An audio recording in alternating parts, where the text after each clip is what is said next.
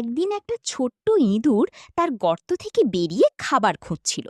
হঠাৎ একটা বড় কালো বিড়াল লাফিয়ে পড়ল তার সামনে। ইঁদুরটা ভয়ে কাঁপতে কাঁপতে বলল, দয়া করে আমাকে খেও না, আমি তোমার খুব উপকার করতে পারবো। বিড়ালটা হেসে বলল, তুই এত ছোট, আমার কি উপকার করবি? ইঁদুরটা চালাকি করে বলল, আমি জানি তোমার শত্রু একটা বড় কুকুর আছে, সে তোমাকে দেখলেই তাড়া করে। আমি ছোট বলে সব জায়গায় ঢুকতে পারি। আমি তোমাকে আগে থেকে খবর দিয়ে দেব যখন কুকুরটা আসবে। বিড়ালটা ভেবে দেখল কথাটা মন্দ না। সে ইঁদুরটাকে ছেড়ে দিয়ে বলল, ঠিক আছে, কিন্তু যদি মিথ্যা বলিস তাহলে একদম খেয়ে ফেলব। তারপর থেকে ইঁদুরটা প্রতিদিন বিড়ালটাকে খবর দিত। বিড়ালটা আর কখনো কুকুরের হাতে ধরা পড়ত না।